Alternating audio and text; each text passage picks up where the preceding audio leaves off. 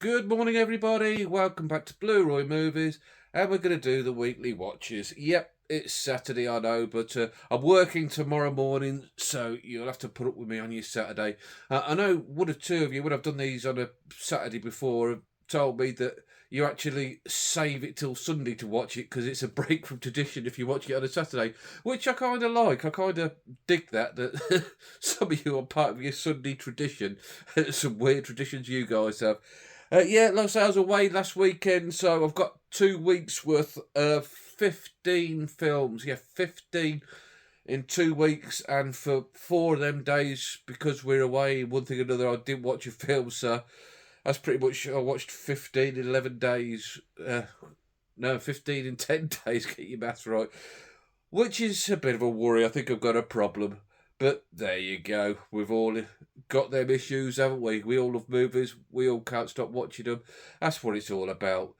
So let's crack right on with this, and I'll show you what I've been watching over the last couple of weeks. A few of them now, it's quite a few days ago, so it might be a bit fuzzy in the old memory. I'm not getting any younger.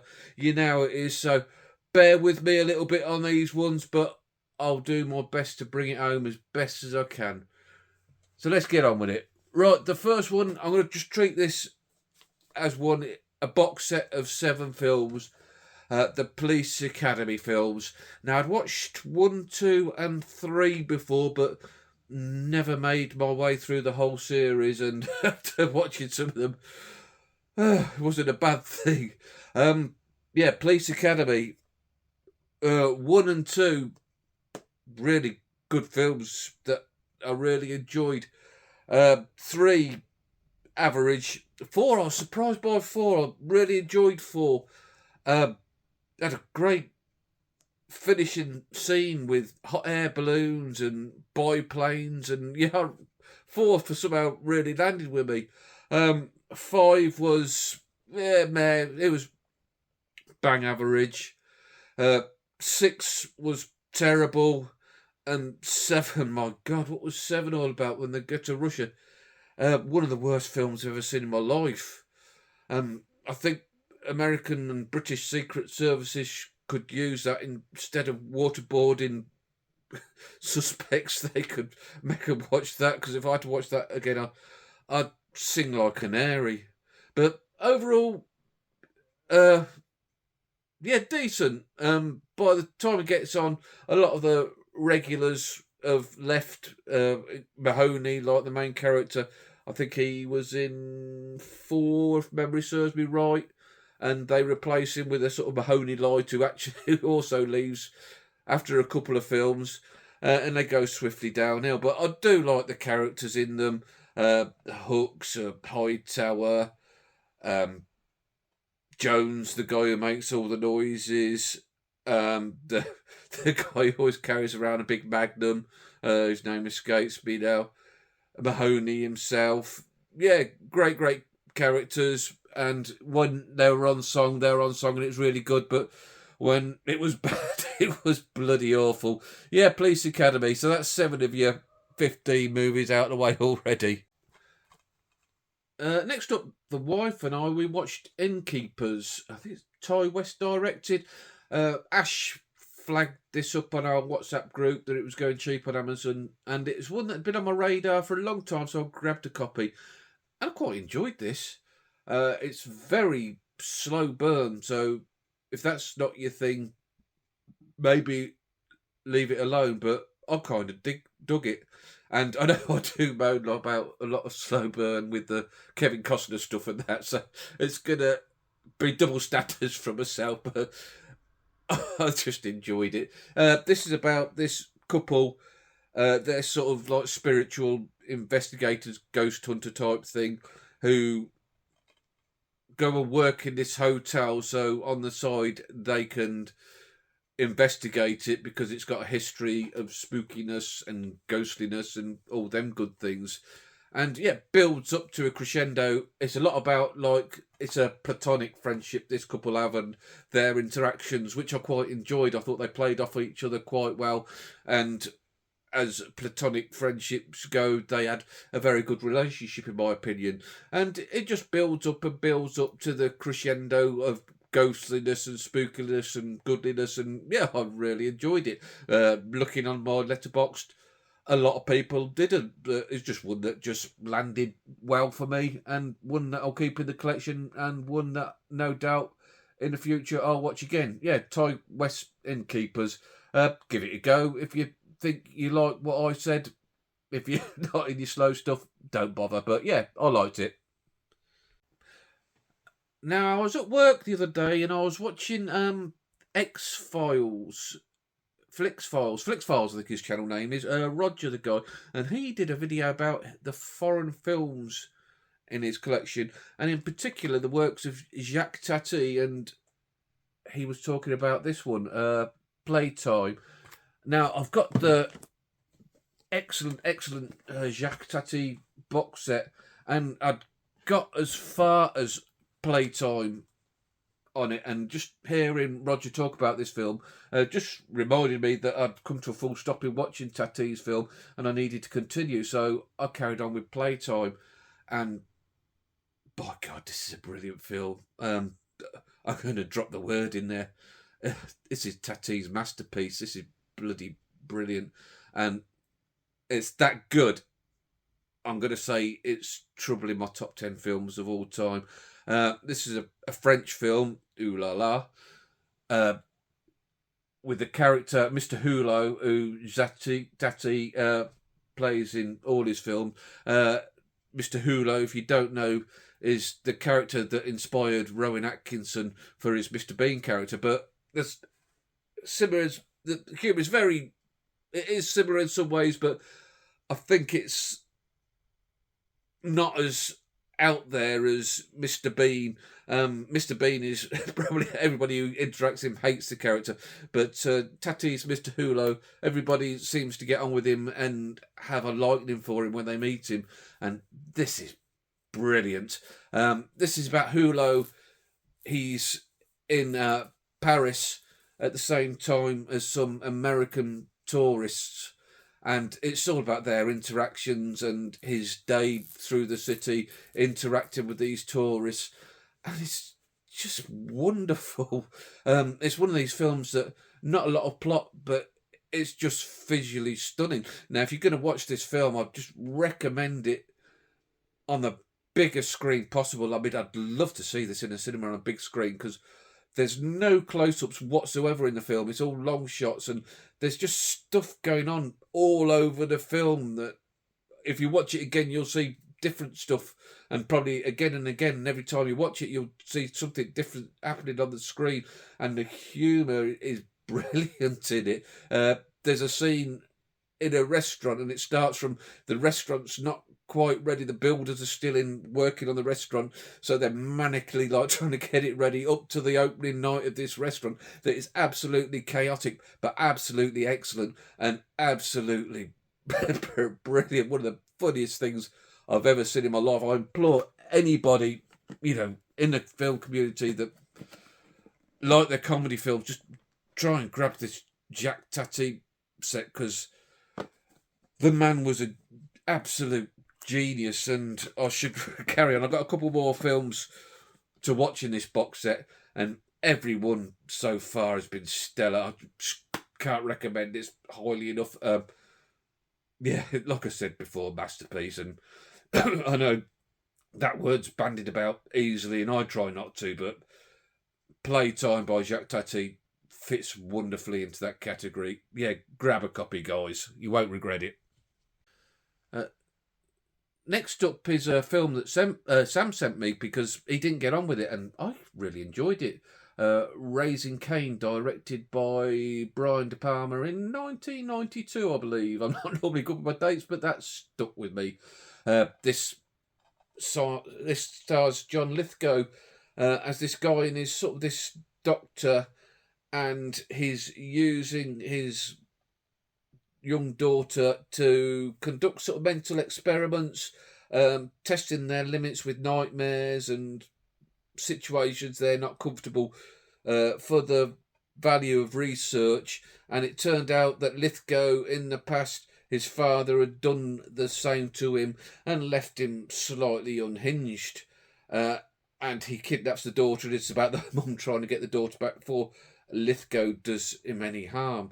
And yeah, at first I thought it was a very weird film, and I struggled to get in with it first. Like Lithgow pops up as multiple guises, and you're not sure if there's playing more than one character or it's all in his head.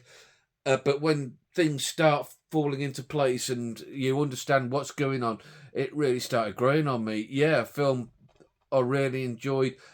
Thanks, Sam, again for sending that to me, and it'll be in my collection now forever. Again, like Bad Lieutenant, Sam sent me that because he didn't get on with it, and I like that as well and really enjoyed it. So, Sam, we must have different tastes because two films that I've really liked that you didn't, and I'm sure there'll be some the other way around as well. Yeah, thanks again for that, Sam. Yeah, really good film. Now on to another film that was kindly sent me, this time by Carlos Eastwood for Life fan. I think there's been a UK release of this recently, and Carlos has upgraded his foreign release to a UK release and passed this on to me, Unlawful Entry. Starring Ray Liotta, Kurt Russell, and a lovely Madeline Stowe, beautiful in this. And this was directed by Jonathan Kaplan, again in 1992. So 1992, a great year for gifts and a great year for underrated thrillers, because this was another really good film. This is about Kurt Russell and Madeline Stowe. They're a married couple, and they have a break-in in their house where she ends up being threatened at knife point by this guy.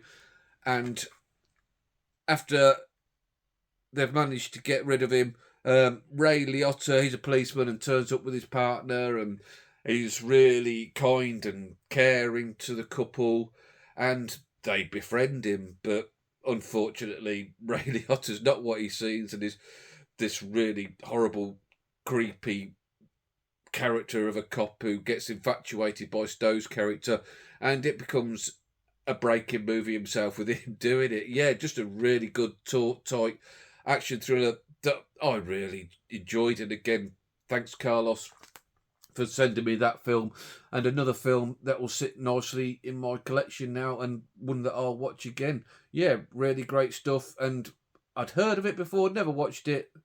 Just goes to show there's that many films, isn't there? But yeah, thanks again, Carlos. Brilliant, brilliant stuff. Right, next up in the style of old-fashioned Hollywood, seeing as we've got 15 films this week, a bit of an epic, we'll have an intermission and a shameless plug for Ollie's channel. Monday night, we'll be doing another live stream. I missed it last Monday because I was away, and I watched bits of it. Bloody hell, it was long. Them guys wrapped it on for 5 hours. They had John on at Mondo Chelovic Movies, and he slotted in beautifully to their cast. And yeah, great stuff. What I saw of it, it was a fantastic watch. But yeah, I'll be back again this week. We've got another special guest this week in the shape of Alan Kermit's Ghost, which I'm sure is going to be brilliant on there. I've known Alan for a long time, but never spoke to him. So yeah, I'm really looking forward to that. There's going to be myself, Ollie, obviously, Sam, and James Movie Mad. He's going to be making an appearance. So, yeah, should be a good night. So, please, if you can join us, I'll leave a link to Ollie's channel below. Come on, because I'm sure we're going to have a lot of fun. And the interaction with you guys that we've had has been absolutely brilliant. Yeah, thanks very much for that. Right, back to the movies. Next up, I watched Police Story 3 out of my 4K set. The Police Story, I've seen 1 and 2 before, but never seen the 3. And this was a continuation of a brilliant series starring Jackie Chan, and this one is joined by Michelle Yeoh. As undercover policemen, they infiltrate this drug gang so they can bring this drug lord down who has been really blighting Hong Kong with drugs and narcotics. Half the narcotics in Hong Kong are because of this guy's organisation. So Jackie Chan and Michelle Yeoh are determined to bring him down. And another brilliant action film. These trilogy on a whole is wonderful. Just for the last 20 minutes action scene finale, it's just worth it for that, because it involves helicopters, motorbikes, cars, a train, and just breathtaking action scenes. It's just got to be watched to believe. There's a scene with Yo jumping a motorbike onto the top of a train that apparently she did herself, which is absolutely mind-boggling. And Chan, as most people do, did his own tricks, like how he's still breathing, God only knows. Yeah, really, really good finale to the box set, and a box set is brilliant. Next up, a first time for watch for me, and a first time film for director Celine Song, and Past Lives. Now, if this is a yardstick of anything else this lady's going to direct, then I'm on board, because this was a really good film. Not for everybody. It's a love film. Not a lot happens. It's all dialogue heavy, but it sat right for me. I really enjoyed it. This is about this couple. When they were kids, they were inseparable. But the little girl's mum, when she was 12, they rerouted and went to live from Korea into New York, and they lost contact. And then 12 years later, through the wonders of Skype, they hooked up together for a while, just through the screen, and got on like a house on fire, like they'd never been away. But then the girl, she realises that it's only through Skype, and she's got to get on with real life. So she decides not to talk to him again, and she goes on get with her life and gets married. And a few years later, they again interact when this guy goes over to visit her. And it's all about the relationship, how this relationship would hold up now after all these years, and how this lady's husband had interact with them spending time together. And a simple story, but a magnetic story, and superbly acted. And you didn't know which way it was going to go, whether it was going to remain a platonic friendship between the two of them, or they were going to come between the husband and wife. And yeah, for a film that not a lot happens, I was invested and gripped to the scene and screen, and just really enjoyed it. Yeah, Past Lives. If that sounds like your thing, like with the other films, give it a watch, because I'm sure you'll enjoy it. Yeah, great filmmaking. Brilliant. Next up, now this might shock you. This is a first time watch for me. Rain Man. Tom Cruise, Dustin Hoffman, winner of 4 Academy Awards, including Best Picture and Best Actor for Hoffman. And I can certainly see why, because I'm an idiot. This film was bloody brilliant. Oh, what a film. This is about Tom Cruise's character. He's a playboy type entrepreneurial figure who, despite his best intentions with business and that, things aren't going well. He's struggling for money. When his estranged father dies, he's expecting to be inherited his father's money, which is $3 million. But it goes to his brother that he didn't even realise he had, played by Dustin Hoffman, who is very high functioning autistic person who, although he struggles to get by with a lot in life, with daily routines, is so intelligent and just has to read a book and remembers it back to front, and some toothpicks fell on the floor and he can glance at it and know how many toothpicks is in the pile. And of course, Cruise doesn't know that he's got this brother, and it doesn't go down well that his brother has inherited the money. So Cruise takes him out of this institution that he's living with in order to gain custody of him, so he could basically get his hands on the money himself. And at first, he just can't. He finds his autistic brother, very hard work to deal with.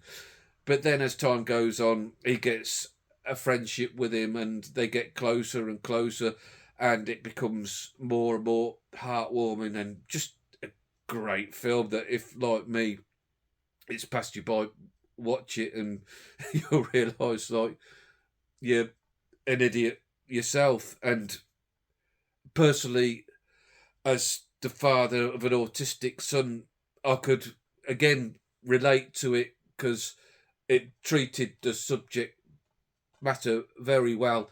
And as a parent of an autistic, well, I say child, he's like, as an adult now, he's 25. You learn more and more about the condition as life goes on yourself. You never stop learning about it. And I did learn a lot from this film about it. I think the main thing I learned about autism and having an autistic child is I've got to take him to the casino. Yeah, we'll clear up. Yeah, great stuff, Rayman. Right, guys, last on this 15 film marathon, Sully. Now, James Movie Mad, he'd watched this a couple of days ago and just reminded me that I hadn't seen it for a long time and it's a film that I enjoyed. So I thought I'd give it a watch. True story about, I can't remember his full name now, but Sully was this American Airlines pilot who his aeroplane shortly after takeoff in New York was hit double bird strike, both engines, knocks out both engines, and he's got no option but to try and land on the Hudson River. And his skill and his bravery saved everybody on board, including 2 babies. But then, much like Eastwood's other film that I watched recently, Richard Jewell, follows a similar sort of storyline where the finger of blame gets put upon him that he had time to return to the airport and make a safe landing at the airport through all their computers, and is trying to explain that in real life that it's not all about computers. There's the human side to it, that humans are better than computers and know what to do better in the moment. And this is about him trying to clear his name when absolutely disgustingly they tried to blame him for not getting back to the airport. And like Richard Jewell, just makes you angry that people can be, particularly in bureaucratic situations, trying to put down innocent men. And it's the same in all walks of life, really. It just seems like in jobs, a lot of the times, there always seems to be people who put down your good work by treading on your toes. You know, I've known it personally in life, and I'm sure a lot of people do. So in that way, it really gets to me, these sort of things, that, you know, just leave people alone, like, that have done great stuff, and commend them rather than sort of put them down just because you're trying to climb your ladder yourself. Yeah, just makes me mad. But a good film. Eastwood, good a director for me as he was an actor. Yeah, Tom Hanks, can't go wrong with Tom Hanks, apart from Forrest Gump, obviously. But there you go. That's it. That was it for the week. Thanks for watching, guys. Thanks for sticking by me. Have a nice day. Give us a thumbs up and all that. Subscribe if you want to hear more of this twaddle. And I'll catch you guys later. Ta-ra.